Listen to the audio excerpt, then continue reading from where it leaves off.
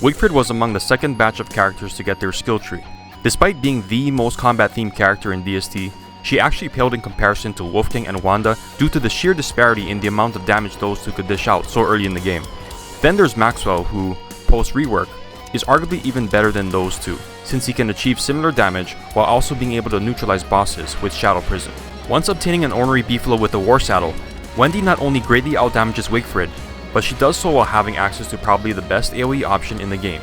Wigfrid, on the other hand, had damage that maxed out at around 90 per hit, unless she was using the Enlightened Crown, along with Clear-Minded Cadenza. However, even then, she was still at the lower end of the top tier combat characters. That all changed with her skill tree, because with the right skills activated, I think she might be the overall best combat character in the game once she reaches her max potential. Having multiple times the health of seasonal bosses, devastating attacks, and unique battle mechanics, the raid bosses are the toughest challenges DST has to offer, so they are the perfect metric for gauging just how good these new abilities of Wigfrid really are. So if you're interested in seeing how Wigfrid fares against these guys, stick around as I explain how to actually be an S Tier Wigfrid.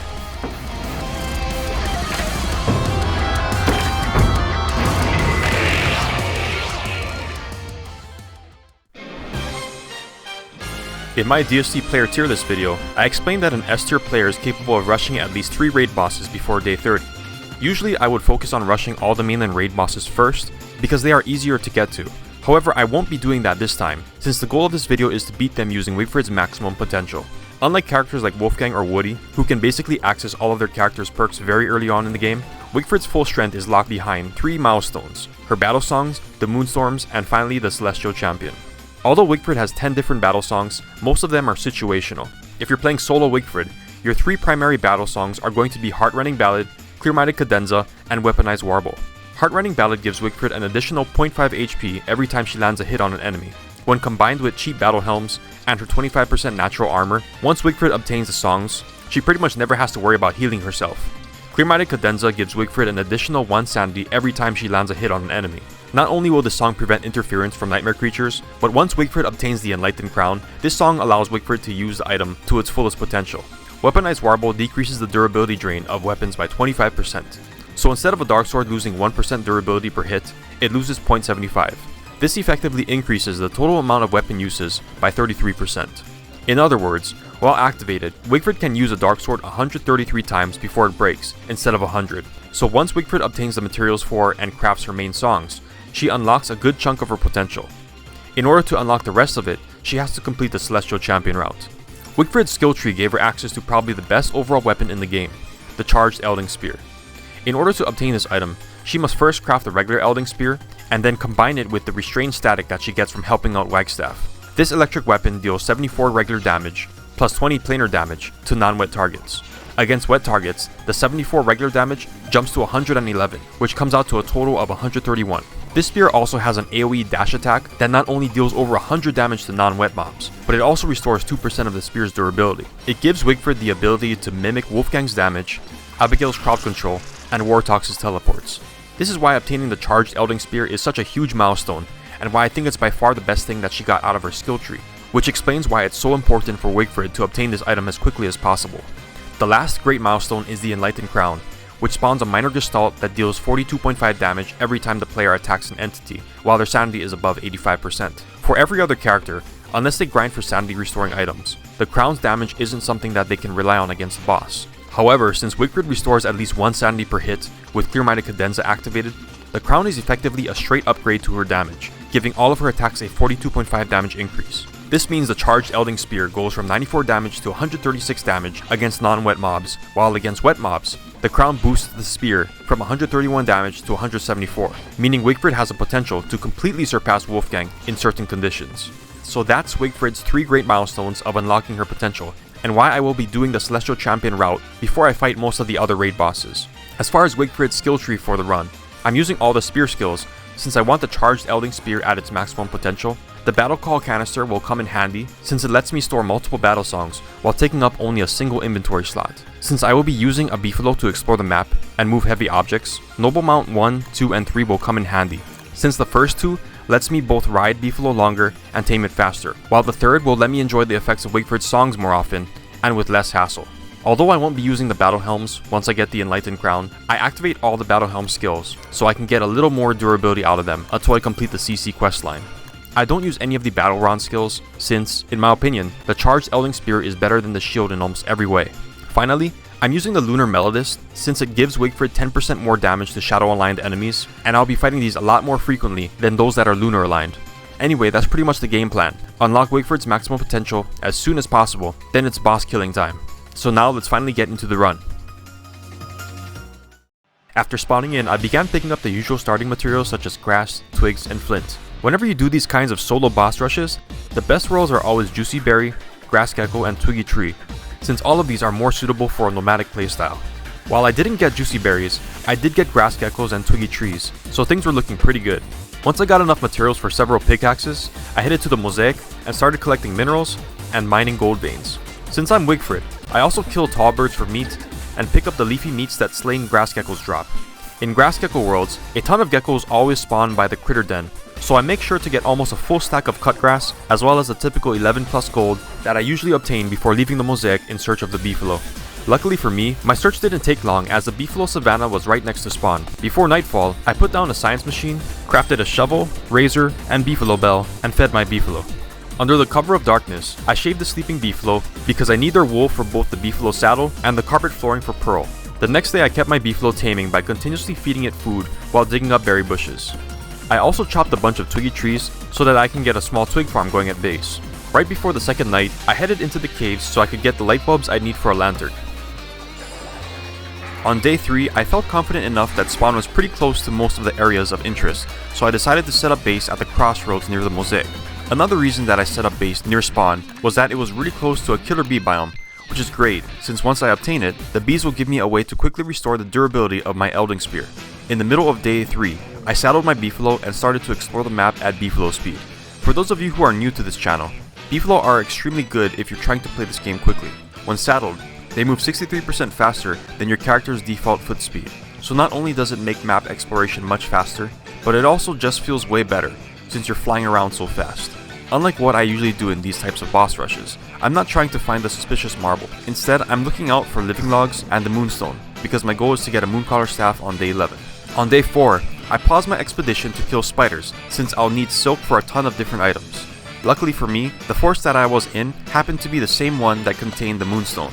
I had also stumbled across a totally normal tree earlier, which meant I had the living logs in my inventory already. So after getting back to base, I used some of the silk I got to make myself a piggyback, and then headed to the caves. I lucked out again as this cave entrance was located next to the Blue Mushy Forest, therefore I didn't have to spend more time searching for the archives. The archives would have to wait for later though, because right now my objective is the ruins. After finding the wilds, I didn't waste any time fighting stuff. Instead, I ran past all my problems and located one of the ruins branches. At the branch, I mined a few statues for Thulecite and used it to craft a Thulecite medallion at one of the pseudoscience stations. With the medallion in my inventory, it revealed the location of the Ancient Guardian on the map, which, unfortunately, was on the complete opposite side from where I was. After dashing through hordes of monkeys and nightmare creatures and exploring the wrong ruins branch, I finally found the labyrinth on day 6.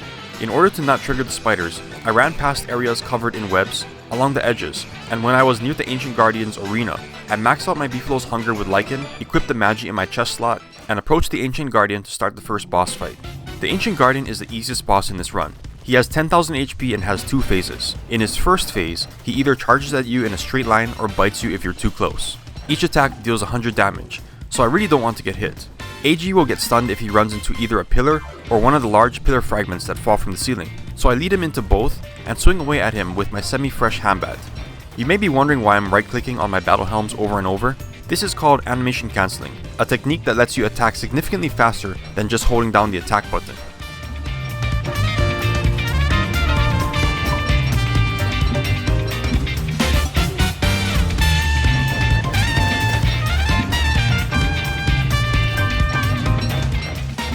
Once the Ancient Guardian's health drops below 6,000, he enters phase 2. In this phase, he gains a jump attack and spawns shadow tentacles from time to time that deal 60 damage per hit and attack pretty rapidly. On the other hand, AG is now considered shadow aligned, which means lunar aligned Wigfrid deals an additional 10% damage per hit, making the fight go by a little quicker.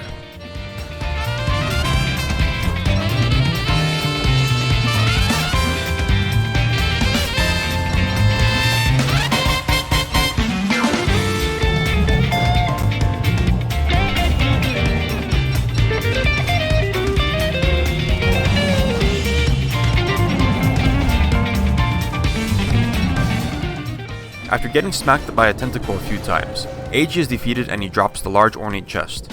It was only day 7, so I didn't have to rush back to the Moonstone right away. Therefore, after taking the loot, I headed back to the rest of the ruins and started killing clockworks for purple gems and mining statues. I also killed the resting Haiyore because I'll need to craft a chair to complete Pearl's quests.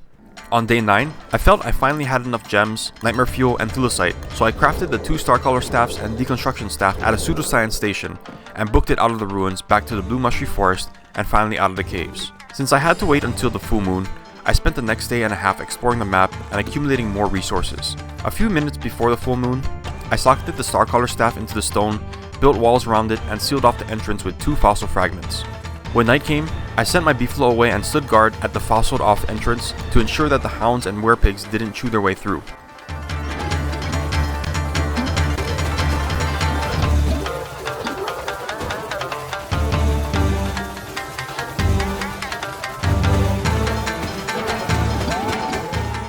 After a small scare, all remaining enemies petrified as the Starcaller staff transformed into a Mooncaller. I mined all of them for moon rocks and began working on the rest of Pearl's chores. I went to the mosaic to get rocks from boulders and cut grass from geckos, since I'll need to get a lot of them to upgrade Pearl's house. I also mined a bunch of marble statues near my base for the exact same reason. Later, I made a small kitchen with 3 crock pots and a refrigerator in the middle. I then caught rabbits for a Presti, used the Presti to make a shadow manipulator, and used the shadow manipulator to make 2 telelocator staffs. The staffs are just more items that I'll need to complete all of Pearl's ridiculous chores. After that, I started tilling soil with the garden dig-a-jig so I could plant all the seeds I had been picking up in hopes for potatoes. After all the seeds were planted, I started exploring the rest of the map, particularly around the coast, because I needed to get Pearl's message in a bottle to know the location of her island. After finding it off the coast of Pig King, I made a grass raft and picked it up. However, while I was paddling towards the bottle, I noticed some salt formations out of the corner of my screen. So after sunrise, I went on a cookie cutter killing spree and had all 10 shells by day 17. Unlike all the other points of interest at sea, the game gives you no way of detecting the salt formations, so I was glad to have the worst RNG part of this run out of the way early.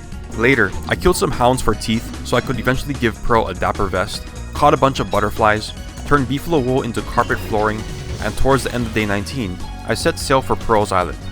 Once there, I began to complete Pearl's chores. First, I planted 10 flowers for her bee box. I then used my telelocator staff on my Beefalo a few times until it began raining. After picking 6 of the flowers I just planted and turning them into a pretty parasol, I gave it to Pearl for the second point of friendship.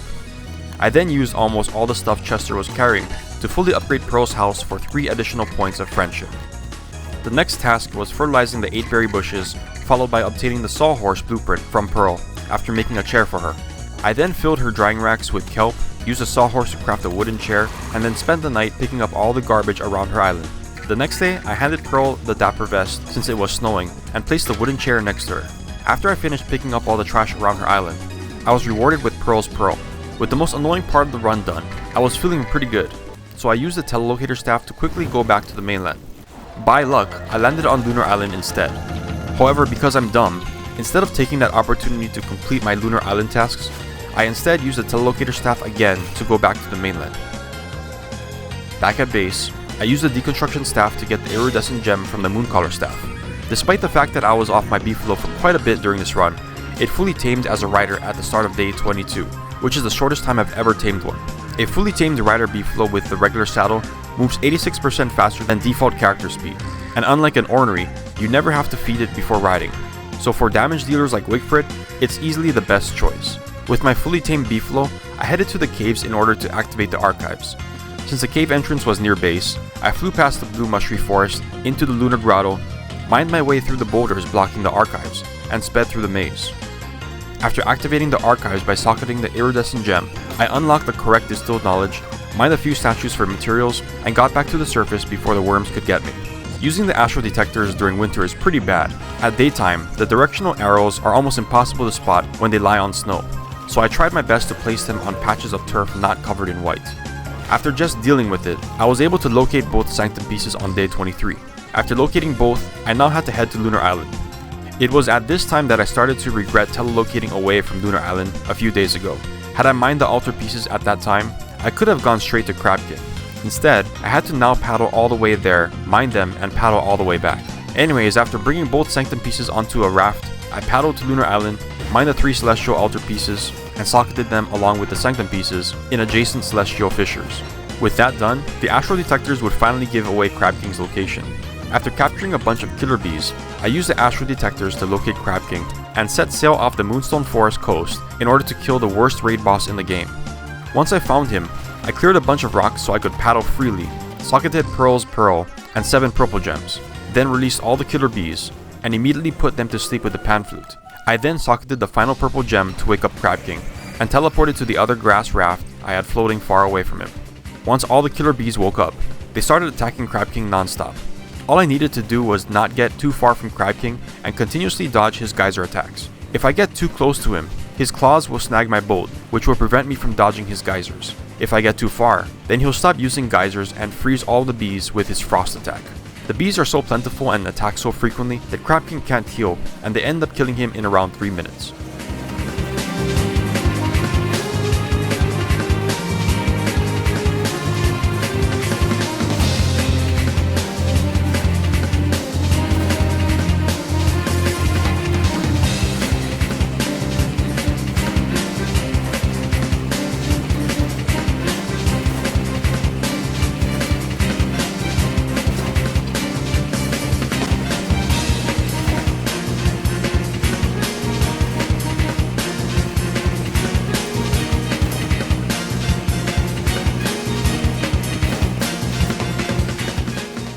After Crab King is defeated, I would usually have to deal with all the angry killer bees, but luckily a Rockjaw started attacking them, which saved me the trouble.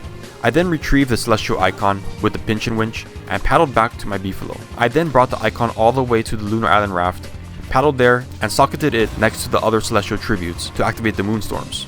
With the Moonstorms activated, it was finally time to get Wigfrid's best weapon, the charged Elding Spear. Unfortunately, I didn't have the Volt Goat horns yet, so after searching the mosaic for Klaus and the No Idea, I headed to the Oasis Desert and started killing goats. After the first culling, I only got 1 horn, which would have been enough to craft an Elding Spear had I not used up my construction amulet on the 2 telelocators. Therefore, I had to wait for more goats to respawn. In the meantime, I decided to pick a ton of reeds so I could start crafting Wigfrid's battle songs. I didn't mention this before, but after activating the storms, I started assembling the suspicious marble for the Shadow Pieces fight, a task that I completed with the Rook Nose on day 30. Also, it's day 30, so that means it's Deerclops time. I decided to kill him too, because the Eyebrow would really come in handy since I'm doing a lot of fighting in spring.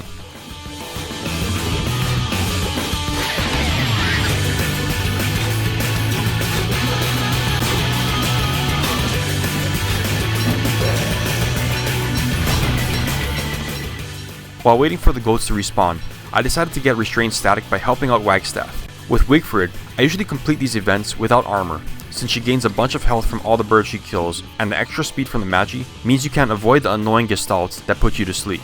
After getting the first Restrained Static, I decided to try my luck at the Volt Goats again. I got another horn this time, so I headed back to base and used the Volt Goat horns to craft the Elding Spear. I then combined the Restrained Static with the spear to obtain the charged Elding Spear. Then I turned the red gem into a life-giving amulet and crafted the Heartrending Ballad battle song, and crafted Weaponized Warble from a sewing kit. It was day 34 already, and Klaus despawns after winter, so I decided to try out Wigfrid's new powers against him. After I got to his loot stash, I put my Beefalo away and inserted the Deer Antler to summon Klaus. In his first phase, Klaus has 10,000 HP and will either try to swipe twice at you, or make one of his gem deer cast a spell. Wigfrid can fight him with a typical Wilson kiting pattern, however since she's using the Elding Spear, you want to work spear lunges into your attacks, since the lunges repair the durability of the spear and in many cases let you dodge attacks easier. What I do is dodge Klaus' swipes the normal way, and use the spear lunge to avoid the gem deer spells. For the fire spell, I get close to Klaus once his deer revs up and lunge through him the moment I see the spell circle appear. The ice spell's timing is much easier, as you can use the lunge to teleport out of the ice at any time before it is cast, although I do it earlier rather than later.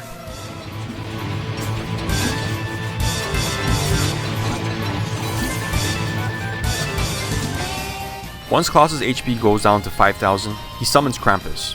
I use this as an opportunity to recharge the spear by striking both at the same time. I didn't mention this, but for this fight, I'm using Heartrending Ballad and Weaponized Warble. I've explained both songs before, but Weaponized Warble in particular really pairs well with the Elding Spear, since its decreased weapon durability drain makes maintaining the spear's durability a lot easier.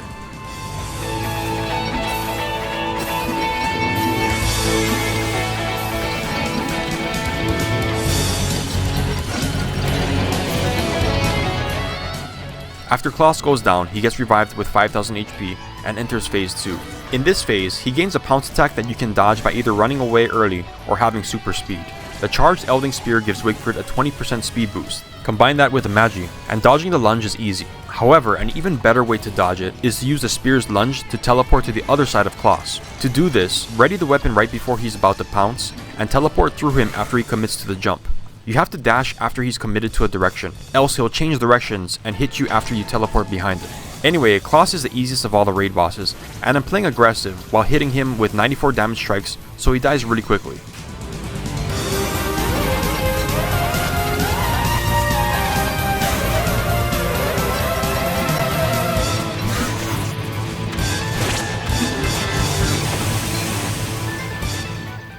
After he dies, I open the loot stash, but unfortunately the loot is a bunch of garbage. That's okay though, since once I get the Enlightened Crown, the only thing I'll need for the rest of the run is body armor and food, so it's back to helping Wagstaff in the Moonstorms. Since the Moonstorms involve fighting waves of birds, I use that as an opportunity to repair my Elding Spear's durability. Like before, I personally don't like to use armor as Wigfrid, since she gains so much health from taking out all the birds, so I'd rather be fast and get put to sleep by Gestalts. Towards the end of day 35, I remembered that I need to craft a Battle Call canister, and the only way to do that is with feathers you get from winter birds. So I quickly kill a few, and combine it with boards and some bee wax to craft the item. I honestly didn't think the canister was a big deal when Wigfrid's skill tree first came out, but after playing with it for a while, I have come to really appreciate the amount of inventory space that it frees up. After that, I helped Wagstaff with 2 more Moonstorms, and headed to Lunar Island to summon the Celestial Champion.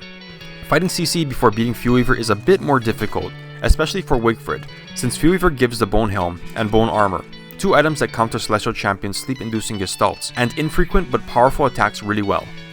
Ideally, I would have brought a Nightmare Amulet to flash on and off whenever I feel there's too much Gestalts wandering around. However, I forgot to do this, so I'll just have to dodge them instead. In phase 1, the Celestial Champion has 3 moves. The rolling attack is dodged the normal way, which is running perpendicular to his changing trajectories. However, I also use a Spear Lunge as my first attack when closing the distance after he stops rolling around. The same is true for his flopping attack. I lunge as my first attack after he finishes flopping. For the Gestalt summon, I lunge through him after he starts the attack and run away and lunge back at him after he finishes. Since it's spring, it had been raining a lot prior to this fight, which means Wigfrid is dealing 131 damage per hit, making phase 1 go by really fast.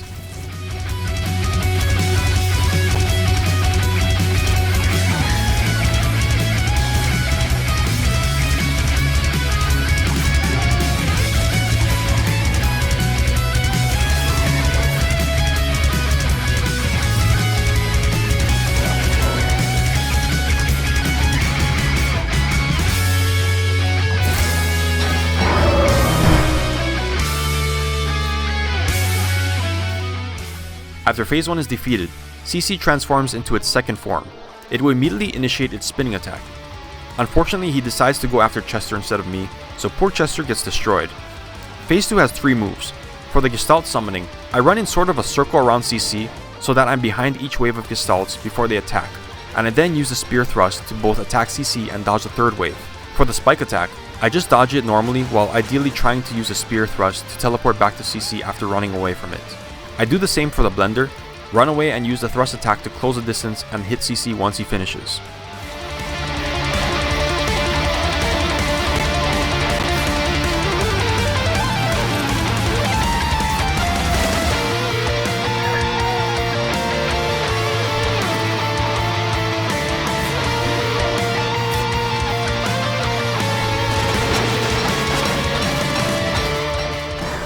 After an even shorter fight than phase 1, phase 2 is defeated and CC morphs into its final form. In this phase, he has 4 attacks. He will fire highly damaging lasers at you if you are too far. If you get too close, he'll use a rapid short range attack, and from time to time he'll launch sleep-inducing spires all around the arena, and summon greater Gestalts that hit like a truck. Everyone who's fought this guy knows how dumb he can be. Constantly running away from you and camping on top of his spires seems to be phase 3's favorite move. To sort of mitigate this, I bait him into using his laser attacks to eliminate the spires, and if the spires aren't all over the place, I try to stay close to him in order to bait him into using his close range attack. Whenever I dodge him, I try to follow it up with a Spear Thrust, but it's not as viable considering a lot of the area can be covered by spires, and phase 3 has a much smaller hitbox than phases 1 and 2.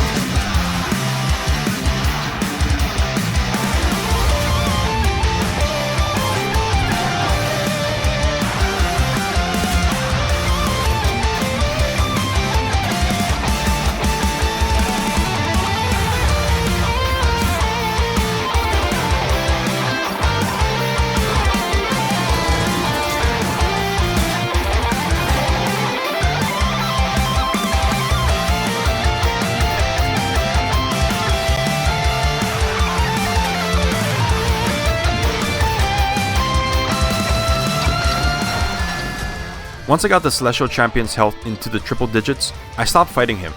The reason for this is that when CC dies, the entire day becomes the night of a new moon. In order to summon the shadow pieces, their sculptures need to be mined on a new moon as well. Therefore, I decided to fight CC at the start of the next day to give me an entire day to activate the shadow pieces. At sunrise, I instantly killed the Celestial Champion and gave the Enlightened Crown Shard to Wagstaff. Then I mined CC's remains in order to obtain both the Enlightened Crown and the Celestial Orb. Now that I had the Enlightened Crown, I can fight the remaining raid bosses at max potential. Before leaving Lunar Island, I chopped down a loon tree to get a moon moth and turned it into the last and most important battle song for this run, Clear-Minded Cadenza. With that, I sailed from Lunar Island back to the mainland, hurried over to the marble sculptures, put my Beefalo away, assembled the pieces, and mined the knight statue to start the fight. I'm doing this fight in the usual order, which is Knight, Bishop, and Rook. Since I have the charged Elding Spear and the Enlightened Crown, Wigfrid is usually hitting for 145 damage per swing, since Lunar Aligned Wigfrid deals 10% more damage to Shadow Aligned entities. Because of this, the knight goes down in seconds.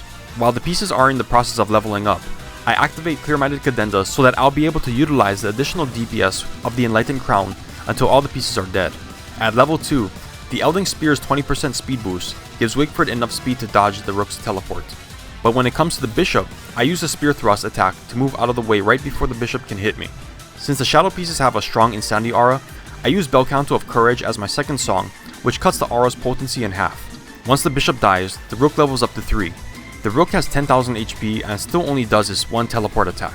Except this time, he does so more frequently, and its increased range makes it much harder to dodge. Usually you would need to be moving really fast in order to avoid it. Luckily for me, the Elding Spear allows Wigfrid to move at instantaneous speeds across a short distance, which lets her easily dodge the Rook as long as I wait until after the teleport before I initiate the dash.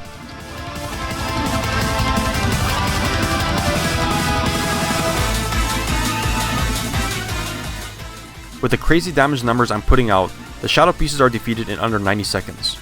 After the boss battle, I picked up the Shadow Atrium and Knight Armor. I'll need the Atrium to activate Fuelweaver, and the Knight Armor will allow me to animation cancel while remaining protected by armor in my body equipment slot at all times. Before reaching base, I slaughtered a bunch of bees using the Spear Thrust in order to quickly restore my weapon's durability back to 100%. After that, I got back to base, made a few glass axes, and activated the terrarium to summon the Twins of Terror. Once dusk turned to night, the twins popped into existence and I immediately put them to sleep with the Pan Flute. Then I started attacking Spasmatism with the Elding Spear, while leading its charges away from Retinazer. The twins deal 135 damage per hit, and Spasmatism will charge faster and more frequently than Retinazer, while Retinazer spawns more minions. Each has 10,000 HP, which is a lot, however it had been raining for quite some time, which boosted the power of the Elding Spear to 131 damage per hit. When combined with the Gestalts from the Enlightened Crown, Wigfrid is now hitting for an insane 174 damage per attack. It comes as no surprise that I'm able to finish off Spasmatism, despite how short the nights were at the time.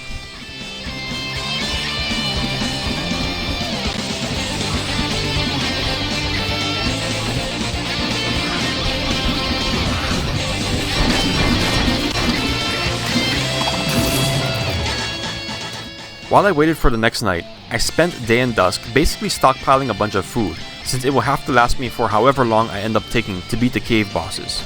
At night, Retinazer arrives already in phase 2. In this phase, the twin will change charge 3 to 5 times in a row.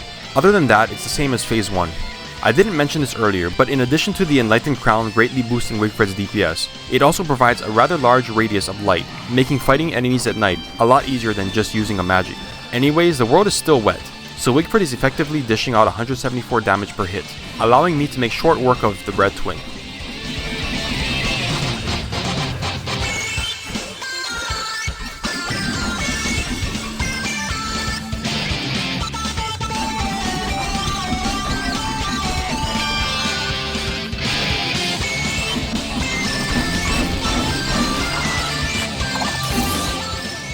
After Retinazer dies, I return to my roots by annihilating bees with the Spear Thrust until the weapon is back to 100%. I'll need all the weapon durability that I can get, since the next boss I'll be fighting is the tankiest of them all, Toadstool. In the caves, I began my search for the Toadstool cap.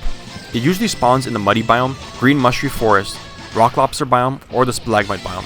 I found one of the arenas in the rock lobster biome, but no one was home. While searching stalagmite, I decided to get the rest of the fossil pieces I'd need in order to summon Fuelweaver. After mining a bunch of stalagmites, I continued my search. I came across a tentapillar And I'm not sure how true this is, but for me the tentapillars that spawn in the stalagmite biome often end up leading to the atrium. So I decided to check this one out, and sure enough it was the right one. Anyways, I wasn't ready for Fuelweaver just yet, as there were a few things I needed to grab from the ruins first. So I continued my search for Toadstool. On day 44, I ended up finding it right outside the green mush tree forest. After putting my Beefalo away and managing my inventory, I chopped Toadstool's cap to wake him up. With its 52,500 HP, Toadstool is by far the tankiest of all the raid bosses in this run. Unfortunately for Toad, the cave shard is wet, and Wigfrid is fighting at her max potential, which means he gets absolutely shredded by her insane DPS. On the offensive end, Phase 1 and 2 Toadstool only has 2 attacks, which are his explosive boom shrooms and his area denying spore bombs. The boom shrooms take a while to explode and are easily dodged. The spore bombs need to be placed somewhat away from Toadstool so that they don't mess with Wigfrid's positioning.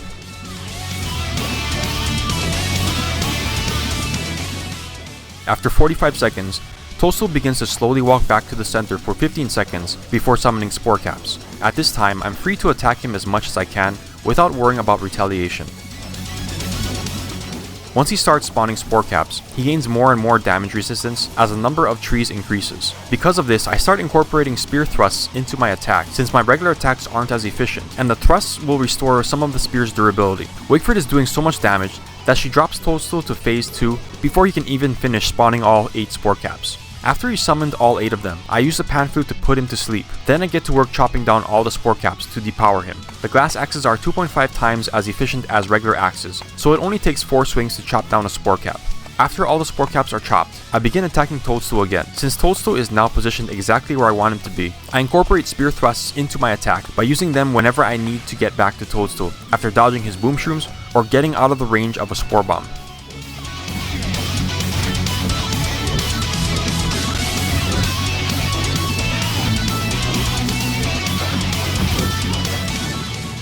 After 45 seconds, he again starts walking back to the center, except this time the pond blocks his path, keeping Toadstool in place. Before he stops walking, I'm able to drop his health below 21,000 HP, which causes Toadstool to enter phase 3.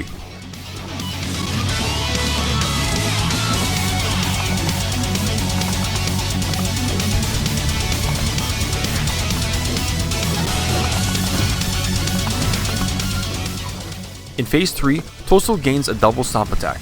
When using the spear thrust to close the distance after dodging, it's really important to anticipate the stomps, because you could end up charging into Toad right when it's about to jump. This is why you want to anticipate how frequently these stomps are used, by keeping in mind that, when he first enters phase 3, Toadstool will use the stomps about once every 20 seconds. As his health drops more and more, the interval becomes shorter and shorter, to the point that Toadstool will be stomping every 10 seconds when it's on the verge of death. During phase 3, a random earthquake occurred, which causes all the Snurtles to leave their mounds. This can interfere with the fight, as Toadstool will aggro onto the Snurtles and they might get in the way of the spear thrusts, which is why, although I didn't do it here, I recommend destroying all the Snurtle mounds around the arena prior to facing off against Toad.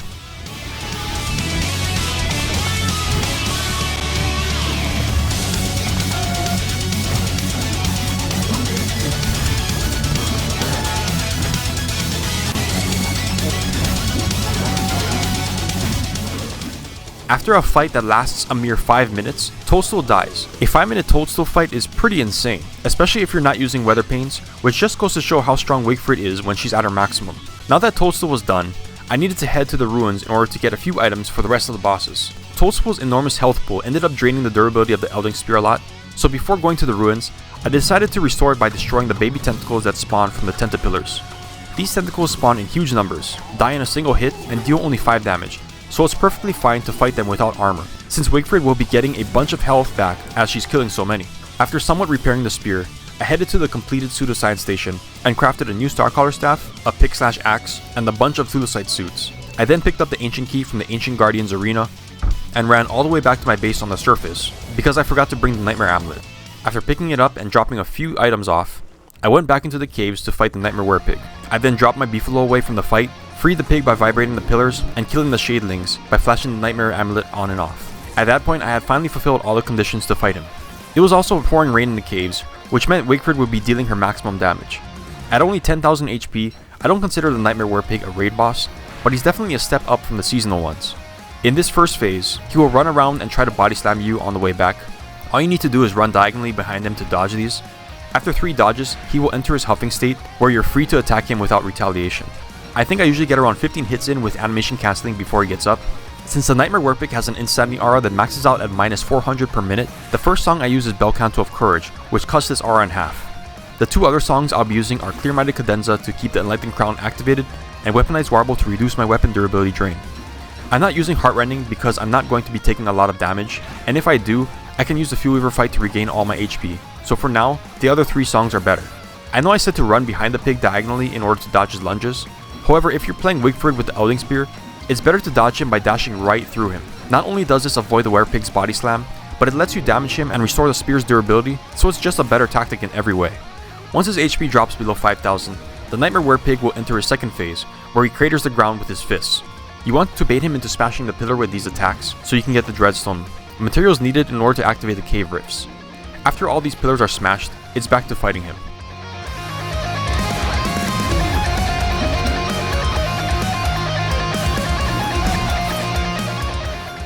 Since the spear teleports ignore the slowdown effect of the craters, I use the thrust to avoid getting hit by his smashes. When his health drops below 3000, he enters his final phase, where he will use a combination of body slams and ground smashes. This phase is hardly different than his first. I just dodge him with a spear lunge and use normal attacks when he's in his huffing state.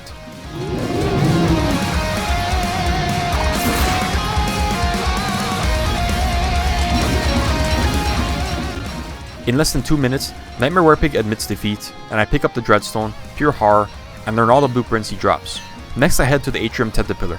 Once they were hopped off my Beefalo so that I could destroy it. However, I then watched in horror as my Beefalo ran halfway across the map because I forgot to pick up the Beefalo Bell after defeating the Nightmare Werepig. Instead of running all the way back to it, I decided to just go to Fuelweaver on foot. Traversing the atrium with the Elding Spear is really easy. Not only does the charge let you cross small gaps, but it also lets you teleport on the other side of the obelisks that activate if your sanity is too high or too low. Unfortunately for me though, I had pretty bad luck with finding the arena as I ended up exploring pretty much all the atrium before getting to it. After arriving at the arena, I socketed the ancient key, built the correct version of the skeleton, organized my inventory and inserted the shadow atrium to animate Fuelweaver. Before Wigfrid's skill tree, I'd argue that fighting Fuelweaver took quite a bit more skill than the typical way of fighting him with weather pains. Now that she has the Elding Spear, the painless Fuelweaver fight is so much easier than it used to be, because the spear lets her teleport right out of the bone snares.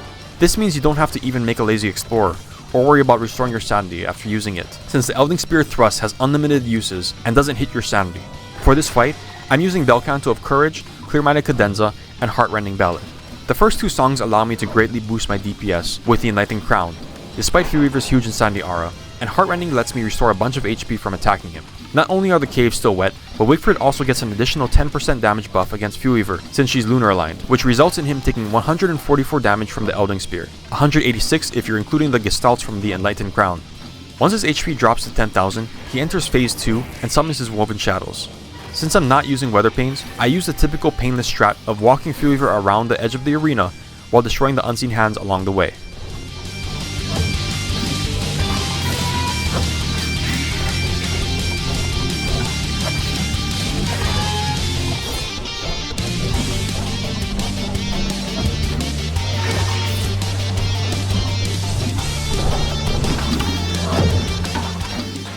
It would be much faster and easier to not dodge and instead just tank all of his hits, but I wanted to demonstrate that dodging him is also very viable. So I kite his skull bashes, and once the bone snare fades away, I get ready for him to snare me again by dodging the first hit and immediately charging right back at him.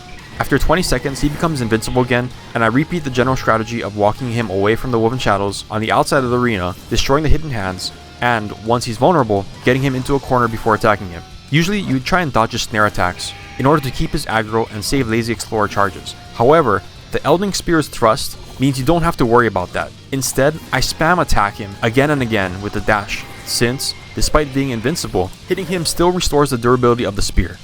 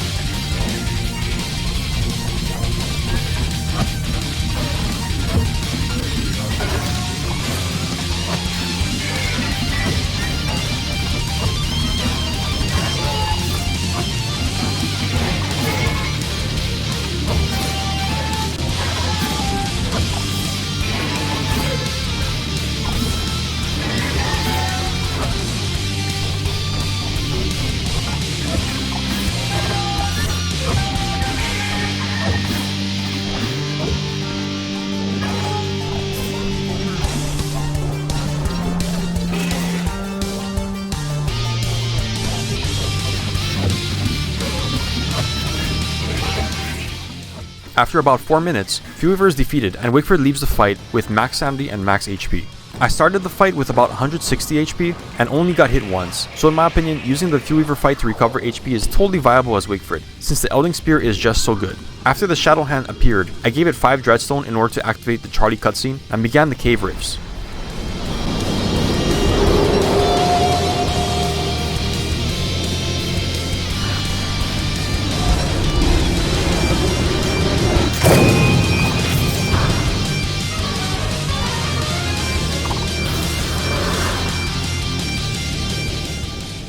Then I picked up the Fuelweaver loot and started making my way back through the atrium, out the other side of the Tentapillar, and back to my Beefalo.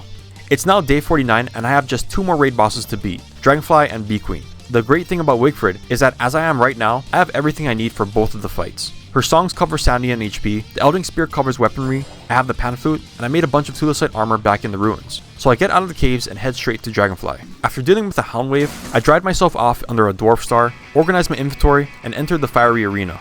Fighting Dragonfly as max potential Wigfrid is really fun because you're doing so much damage that you end up knocking her out many times during the fight, the first of which happens mere seconds after the battle started.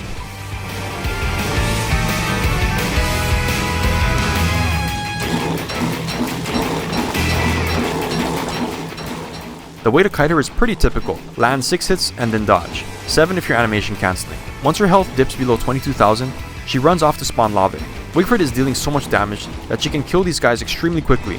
Therefore, instead of blocking them off behind walls, I recommend killing them because you end up restoring a bunch of spear durability, and if you kill the last lava, it guarantees Dragonfly will enrage instead of randomly flying off to spawn more.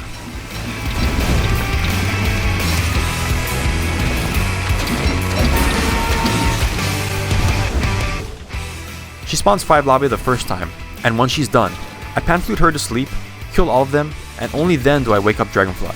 If Dragonfly enrages, she completely dries off, meaning Wigfrid won't be doing her maximum damage anymore, since Dragonfly's wetness has been reset to 0. This is why it's important to put Dragonfly to sleep before killing her last lava, because if you don't, you'll lose out on major DPS.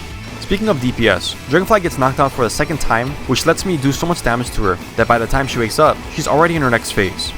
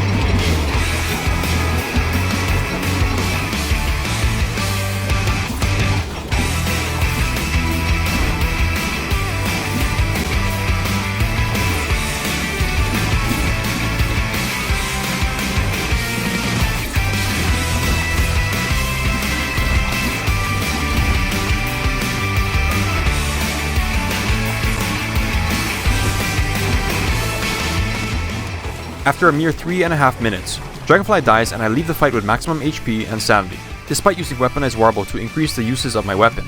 The Elding Spear was at 56% durability. However, this wasn't a problem at all, because the next and final boss of this run is Bee Queen. Other than Crab King, to me Bee Queen was always the least fun raid boss to fight. Unless you have a good AoE option, or have something like a Spider, Merm, or Bunnyman army, you're probably going to have to do the usual spamming Panflute and running her Grumblebees away from her method. While viable, I always found this really annoying to do, and I don't think I'm the only one who feels this way, which is why many people would rather just cheese her with the Twins of Terror. Despite her battle perks, Wigfrid fell into this category, since she could only attack a single target at a time. With the Elding Spear, all of that changed, which is why I don't need anything for this fight other than the usual battle songs, Elding Spear, and a bunch of armor. So after arriving at the hive, I hammered it to wake Bee Queen up. As usual, she spawns her first set of Grumblebees. Unlike usual, instead of killing all but one, I kill all of them with the spear's dash attack. Since the world is wet, Wigfrid's dash attacks are doing 147 damage. Add the minor gestalt damage to that, and she technically can one-shot the Grumblebees with a single dash, since the bees only have 180 HP. Although there is no limit to the amount of waves of Grumblebees Bee Queen can spawn, there is a timer that limits the rate at which she spawns them. So the goal for the fight is basically killing her Grumblebees fast enough, so that I can fight her one-on-one while the timer is on cooldown. Phase 2 is fundamentally no different than Phase 1. She just gets the ability to spawn an additional wave of Grumblebees, which also has its own separate spawn timer. Since Wigfrid's dash is an AoE attack that can at least 2-shot the Grumblebees, she never has to worry about HP, since she's gaining tons of it back from all the damage she's dishing out. She also doesn't have to worry about the durability of the Elding Spear. In fact, you're going to spam the Spear thrust so much that you'll likely end the fight with the Spear at full durability. The coolest thing about the thrust has got to be that, when paired with the Enlightened Crown, it creates waves of minor gestalts, since one appears for every Grumble that is hit.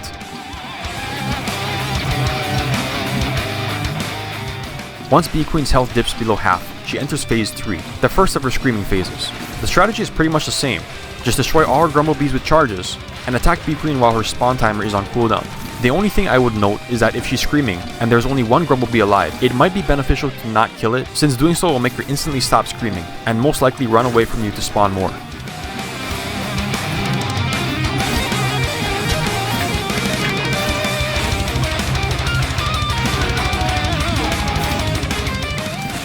Phase 4 is no different than Phase 3 other than the fact that Bee Queen screams more frequently. I had a lot of interference in this fight that could have been avoided had I cleared the area before.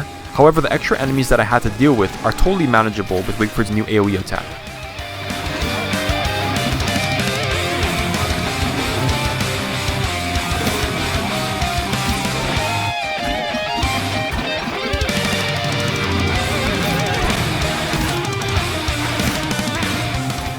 After a fight that lasts a mere 3 minutes, Bee Queen faceplants, signaling that I've killed the final raid boss of this run. With that, we've beaten Crab King, Klaus, the Celestial Champion, the Shadow Pieces, Twins of Terror, Toadstool, the Ancient Fuelweaver, Dragonfly, and Bee Queen. All well before the start of summer, and while using, in my opinion, by far the funnest combat character in the game. I want to thank you if you've watched this ridiculously long video to the end. My goal for all these videos is to showcase the special abilities of specific characters with good gameplay in a fun and entertaining way. Hopefully I was able to meet that goal. Like always, thanks for watching, take care and have a great day.